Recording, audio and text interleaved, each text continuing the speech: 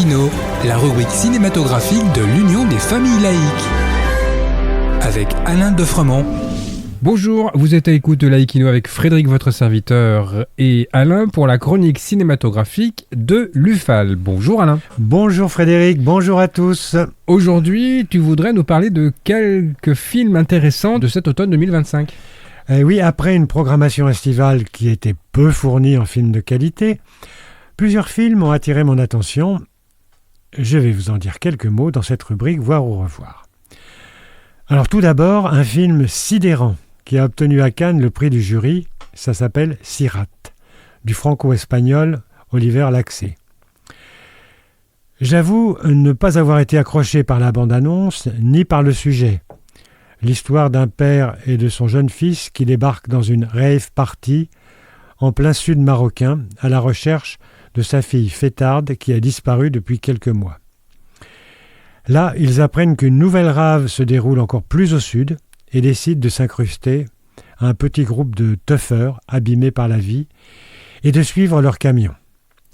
Impossible d'en raconter davantage sans gâcher la teneur de ce film qui vous cloue sur votre fauteuil et vous hante plusieurs jours après.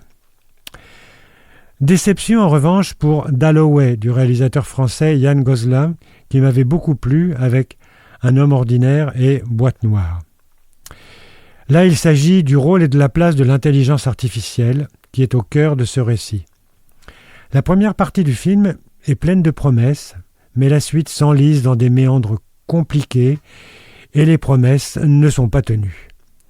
Cécile de France fait ce qu'elle peut pour rendre crédible son personnage, mais c'est très surjoué.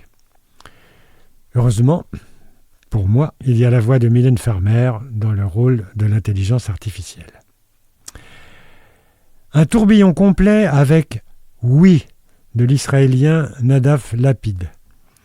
Un musicien raté accepte de composer un hymne national à la gloire du régime israélien après les événements tragiques du 7 octobre 2023. C'est un véritable chaos qui vous attend devant ce film en 3 parties. La première partie est une farce insupportable visuellement et il m'a fallu beaucoup d'obstination pour ne pas quitter la salle. Heureusement que je ne l'ai pas fait, car les 2 parties suivantes sont captivantes et dressent un constat terrible sur la société israélienne. C'est glaçant et là encore, on n'en sort pas indemne. Enfin, la réalisatrice japonaise Chie Hayakawa nous propose avec Renoir, oui, comme le peintre, un récit inspiré de ses souvenirs en suivant une préadolescente de 11 ans qui compose avec un père très malade et une mère absente.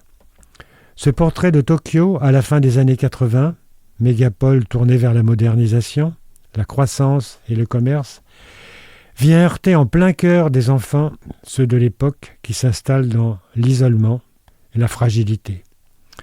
Sans jamais être dans le voyeurisme, la réalisatrice nous dépeint avec grâce des moments glaçants. Et alors pourquoi Renoir, vous allez me dire ? Eh bien, je ne vous dévoilerai pas le mystère du titre du film. Merci Alain. En attendant de nous retrouver, n'oubliez pas notre émission en balado-diffusion sur laicidad.ufal.org ainsi que sur notre site ufal.org. Pensez aussi que nos activités ne sont possibles que grâce à vos dons et à vos adhésions. À la semaine prochaine. C'était Laïkino, la rubrique cinématographique de l'Union des familles laïques. Retrouvez toutes nos rubriques Laïkino et l'ensemble de nos balados-diffusions sur lufal.org.